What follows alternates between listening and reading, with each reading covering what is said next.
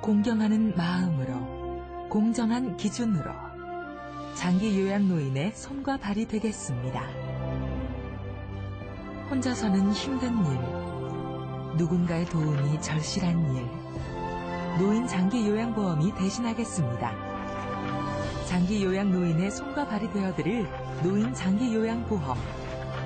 과학적인 방법, 합리적인 기준에 의한 공정한 등급 판정으로 어르신들께 꼭 필요한 서비스를 제공하겠습니다.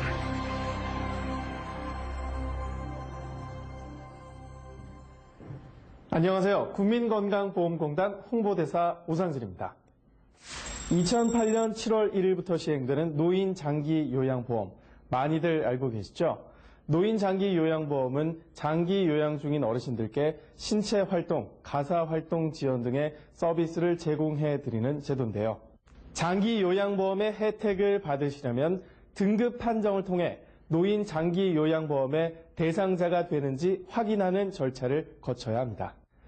그렇다면 어떤 분들이 노인 장기 요양보험의 대상자가 되는 걸까요? 노인 장기 요양보험은 일상생활에서 다른 사람의 도움이 얼마나 필요한가를 기준으로 대상자를 선정하고 모두 3개의 등급으로 구분합니다. 이 등급에 따라 수급자가 받을 수 있는 서비스 양이 달라지게 됩니다. 노인 장기 요양보험에서는 다른 사람의 도움이 필요한 정도를 장기 요양 인정 점수라고 부르고 있습니다.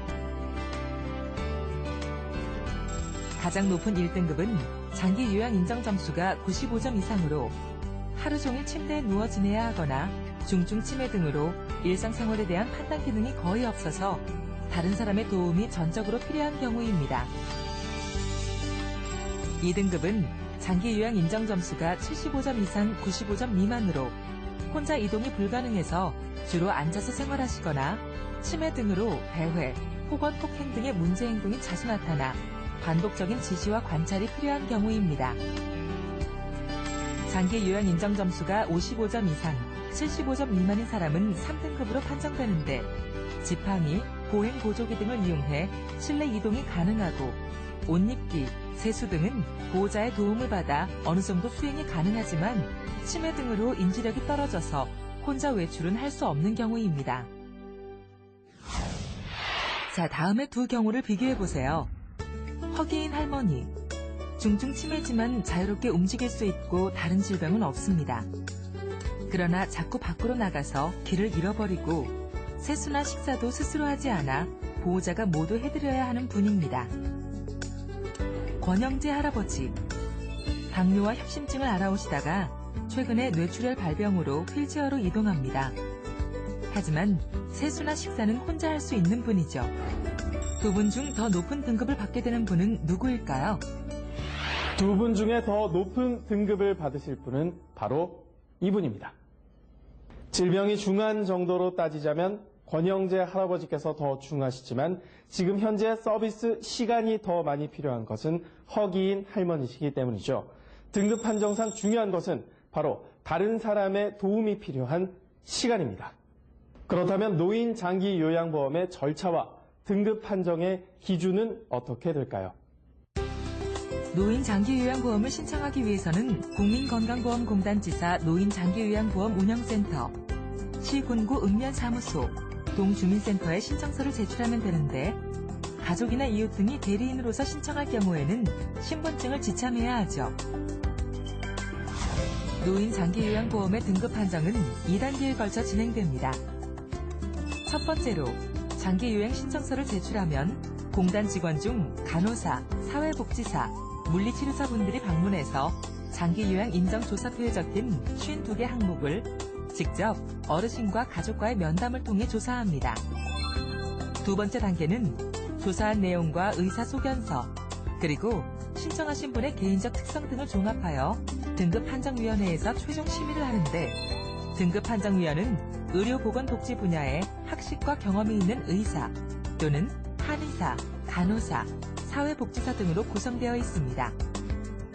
처음 단계에서 조사하는 52개 인정조사 항목이란 어르신이 장기 요양이 얼마나 필요한 상태인가를 판단하기 위한 것으로 옷을 스스로 입고 벗을 수 있는지 등 신체 기능 영역 12개 항목, 날짜와 시간을 인지하고 있는지 등을 조사하는 인지 기능 영역 7개 항목, 우울증이 심해 식사를 못하고 계신지 등을 조사하는 행동변화 영역 14개 항목, 욕창이나 도뇨관을 하고 계신지 등을 조사하는 간호처치 9개 항목, 양팔과 다리는 어느 정도 움직일 수 있는지를 판단하는 재활 영역 10개 항목으로 구성되어 있습니다.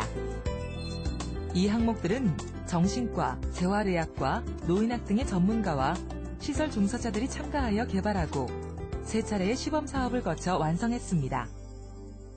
이렇게 선정된 52개 항목은 현장에서 제공되는 서비스 제공 시간을 산출하는 기초 자료가 됩니다.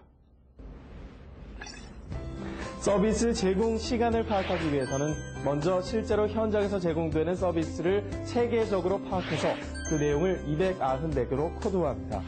그리고 노인의 기능 상태를 나타내는 52개 항목을 조사한 후에 24시간 동안 서비스를 얼마나 제공받고 있는지 조사하게 됩니다. 이렇게 조사한 자료를 수형 분석이라는 통계 방법을 이용해서 52개 기능 상태에 따라 서비스 제공 시간이 어떻게 달라지는지 유형을 분석하게 되는데요.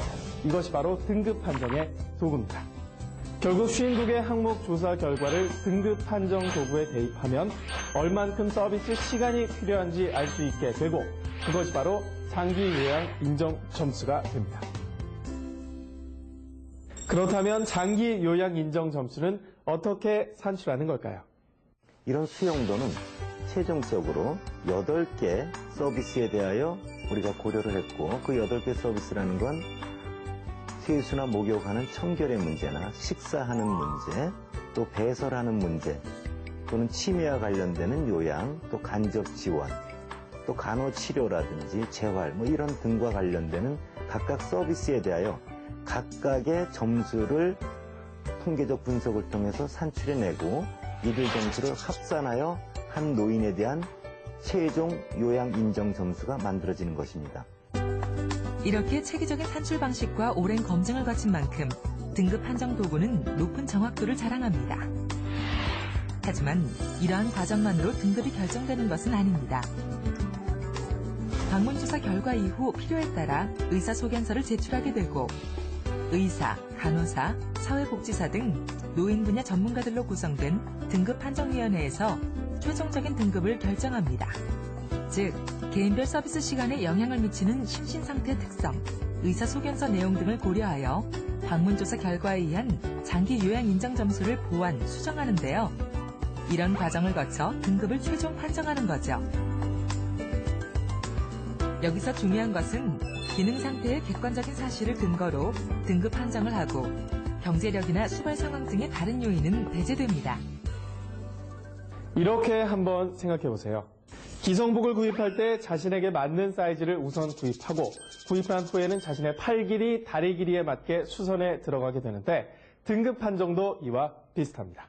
먼저 통계적인 수치로 나온 등급 판정 도구로 판정을 하고 개별적인 특기사항과 의사의 소견 등을 참고로 해서 등급판정위원회에서 최종 판정을 하게 됩니다.